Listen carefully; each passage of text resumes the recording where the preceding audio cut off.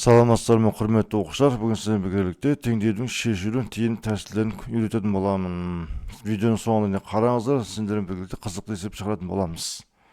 Ал кеттік, біз бірінші есебіміз міне x плюс 1-ді көбейтемін x плюс 4-ке. Дәл сол сияқты ортадағы екеуін көбейтемін. x плюс 2 мен x плюс 3-ті көбейтіп жіберемін. Бірінші жазып алайын. x плюс 1 көбейтілген x плюс 4 көбейтілген x плюс 2 көбейтілген x плюс 3. Ол тең болады 360-ға. Жақсы. Көбейтіп шығам бірінші міне. Мына екеуін көбейтемін бірінші. Бұл болады x квадрат плюс x плюс 4 x плюс 4 болады. Көбейтемін. Екінші жағын осылайын. X квадрат плюс 2x плюс 3x қосылған 2-3 көбей 6 болады. Ол тең болады 360-ға асқан. Жақсы. Жинақтайын біріктірем бәрін. 5x болады плюс 4. Бірінші ақшамыз. X квадрат. Бұл да 5x болады. Мына екеуі қосылған 6. Ол тең болады 360-ға. Енді осы жерде біздің x квадрат плюс 5x-ті 3 жаңа айнымалы екенбізден. X квадрат плюс 5x ол тең болады. Т-ді белгілейтін болсақ, міне. Бізде жаңада не шығады? Жақшар үшін т плюс 4 болады. Көбейтілген т плюс 6 болады. Ол тең бізде неге тең? 360-ға. Жақшанап шығамыз. Т квадрат плюс т-ны көбейтіп жүреміз. 4т болады. Енді 6-ға көбейтем 6т болады. Плюс 4-ке 6-ны көбейтсең плюс 24 болады. Ол тең болады 360-ға тең. Мына екеуін қосып жібереміз 4-ті мен 6-ны. Сонда т квадрат плюс 10-т болады. Қосылған 24. 360 жаққа өткізіп минус 360-ға асып болады. Минус 360 болады. Ол тең болады нөлге. Т квадрат плюс 10-т ол тең азайтылған, азайып 336 болады. Енді осы квадрат теңдеуді ветмен шығаратын болсақ бізде түбірлердің қосындысы т1 қосылған т2 ол минус 10-ға тең болады. Түбірлердің көбейтіндісі минус 336 болады. Енді бұл жерден тікелей жауап жазамыз. т1 тең болады, т2 тең болады. Біреу теріс сан екен белгілі. Түбірлердің қосындысы 10 болады, көбейтсең минус 336 болады. Не бұл минус 24 пен 14 деген болады. Осы дискриминантпен шығарсаңыздар, осы екі жауап шығады. Екі жауап тауып алдым неге. Енді мына жаққа қоймыз не. Бөлеміз. Бірінші есеміз x квадрат плюс 5x еді т деген. Ол тең болады минус 24-ге. X квадрат плюс 5x минус 24 жаққа ауысқан кезде плюс 24 болып ауысады. Тең 0. Дискриминант табайық қана. 5-тің квадраты қосылы азайтылған 5-тің квадраты азайту болады. Азайту 4 көбейтілген 1 көбейтілген 24 немесе 5-тің квадраты 25 алынған 96. Ал екеуін азайтатын болсақ, минус 71 бола ма? 10 нөлден кіші. Оның шешімі жоқ болады. Екінші x квадрат плюс 5x ол тең болады 14-ке. X квадрат плюс 5x азайды өтіп қарай. Ол тең болады. Бұны мақұл десем шығардан ветмен шығарсаң да болады. 5-тің квадраты азайтылған 4 көбейтілген 1 көбейтілген минус 14. Ол тең. 5-тің квадраты 25. 2 терсен плюс көбейтеді. 4-ке 14 көбейтетін болсақ, бізде 56 болады. Ол тең болады 81-ге. Ол 9-дың квадраты. x1 минус 5 болады. Алынған 9 бөлімінде 2 болады. 2 терсан қоссақ минус 14, 2-ке бөлсең минус 7 болады. x2 минус 5 қосылған 9 бөліп 2. 2 азайып кетеді. 5 пен 9 плюс 4 болады. 2-ке бөлсең 2 шығады. Демек жауаптар не болды бізде? Минус 7 және 2. Мына 2 жауап болады екен. Мына теңдеудің шешімі.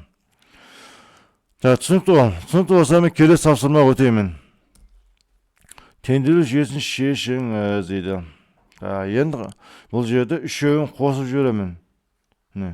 Қосамыз. Енді қараңыз, байқасаңыз, 1 бөлінген x деген 2. Дәл сол сияқты мына y плюс 1 бөлінген x, 1 бөлінген x. Ол да 2. Мына z де осында 2. Неме әрқайсы 2 бөлінген болғаннан кейін жақыншыдан екіншіға жіберемін. Үшеуінің қосындысы болады. Мінекей. Плюс 1 бөлінген z. Ол тең болады 1984 қосылған 1985 қосылған 1983 бат. Демек осы үшеуін бізде көбейтеді екенбіз. Қосады екенбіз обай. Қосып жібереміз. Есептейміз ағай. Мына тұра береді. 1 бөлінген x қосылған 1 бөлі y-тен 1 қосылған z-тен 1 деген сияқты. Ол тең болады. Үшеуін қосатын болсақ, бізде болады 5990 5950 деген. Сонда мына 2-ге бөліп жібереміз. Сонда не шығады бізде? 1 бөлінген x плюс 1 бөлінген y плюс 1 бөлінген z. Ол тең болады. Мына 2-ге бөліп жібереміз. Жақшансында 2-ге. Ол бөлінген кезде 2976 болады. Үшеуінің қосындысы маған мынаны береді. Жақсы. Енді біріншіне 1 бөлінген x аламыз. 1 бөлінген x қосылған. Мына екеуінің қосындысы бізде белгі міне. Мына сам осы екеуінің қосындысын соны жазамын. 1985 ол тең болып бізге 2976. Бұдан 1 бөлінген x тең болады. 2976-ны азайтамын 1985-ке мұны азайтып өтіп жақарай. 1 бөлінген x тең болады. Екеуін азайтатын болсақ, бізде қанша сан шығады? 991-ге тең болады екен. 991. Бұдан x-ті шығады болсақ, екеуі орын ауыстырсақ, 1 бөлінген 991. Бірінші жауап шықтым деген. X-тің мәні. Бөлеміз. Жаққа бөліп қояқ. Енді ортадан жазамын. 1 бөлінген y қосылған. Мына 1 бөлі x мен 1 бөлі x мен қосын жазғым. 1983 жазам. Плюс 1983. Ол тең болыр 2976-ға. 1 бөлінген y тең болады 2976-ны азайтып жібереміз. 1983-ке. 1 бөлінген y тең болады. Осы екеуін азайтатын болсақ, бізге нені береді? 993-ті береді. Y табатын болсақ, орын ауысы 1 бөлінген 993. Мұна y-тің мәні еді. Енді үшінші. 1 бөлінген z. Мұна екеуінің қосындысы бізде белгіні 1984. 1984 ол тең болады 2976-ға. 1 бөлінген z тең болады 2976-ны азайтамыз 1984-ті. Жақсы. 1 бөлінген z. Мана екеуін азайтатын болса қанша болады? 990. Мен жерде 76. 992 тең болады екен. Бұдан z тең 1 бөлінген 992 деген жауап шығады екен. Жауаптарын төбеге жазатын болсам, төбеге жазып қойын жауаптарын. Жауаптары жақша ішінде. Бірінші x-тің мәні 1 бөлінген 991 нүкте өтір. Екінші 993-ден 1. Соңғы z-тің мәні 992-ден 1 болады. Міне осы жауап болады балалар. Түсінікті болды ма? Егер де видео ұнаған болса лайк басып кетіңіздер балалар. Пікір жазыңыздар және де достарыңызға жіберіңіздер. Егер тіркелмеген болсаңыздар тіркеліп кетіңіздер. Алдағы уақытта осындай қызықты істер салып тұратын боламын. Сау болыңыздар.